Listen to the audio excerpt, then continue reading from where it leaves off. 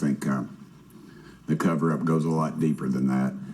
I also want to thank my colleagues, Representative Anna Paulina Luna, sitting beside me here, Jared Moskowitz, my friend across the aisle, has an incredible mind, and I'm anxious to hear his questions. My buddy Eric Burleson, and it's not in my notes here, but Matt Gaetz. If it hadn't been for Matt Gaetz, myself, him, and Luna would still be down at Eglin Air Force Base trying to get some answers.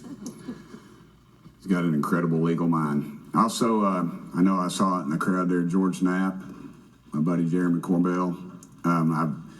They're not witnesses, but they've provided some statements on this subject, and I seek unanimous consent to enter those statements into the record, Mr. Chairman. Without objection.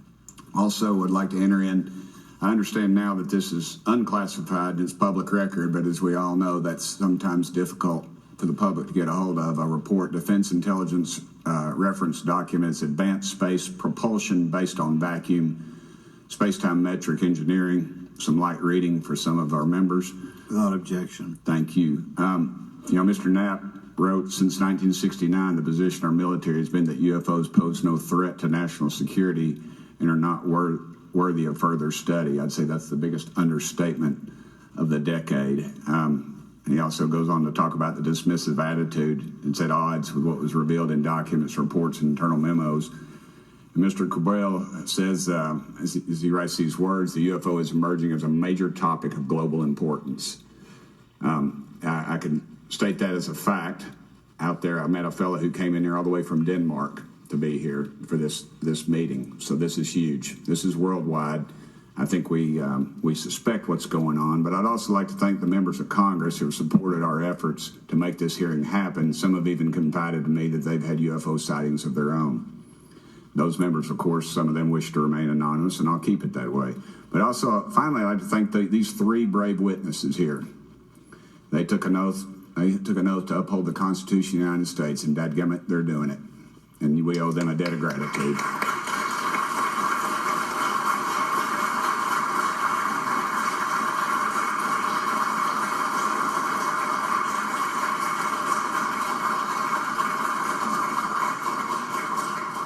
Y'all quit clapping. You're cutting in on my time.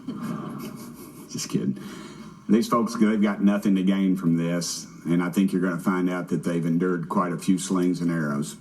We need to remember them in our prayers and their families. And I'm thankful to them for their honest testimonies. They have done interviews and appeared in documentaries like Accidental Truth to get their stories out there. And now they are all here to testify under oath for Congress. It's been so difficult to get here today. I said, in the Baptist church, we'd say that the devil's in our way. And the devil has been in our way through this thing. We've run into roadblocks from members, from the intelligence community, the Pentagon. I proposed legislation to go in the FAA reauthorization that just said if an airline pilot has a sighting, that when he makes that report to the FAA, that it would come to Congress. But I was told that the intelligence community did not like that, and the amendment was not even heard in committee. I think it's time for this country to take back our country. We need to tell the folks at the Pentagon they work for us. Dadgummit, we don't work for them. And that's exactly the point. This is an issue of government transparency. We can't trust a government that does not trust its people. We're not bringing little green men or flying saucers into the hearing. Sorry to disappoint about half y'all. We're just going to get to the facts.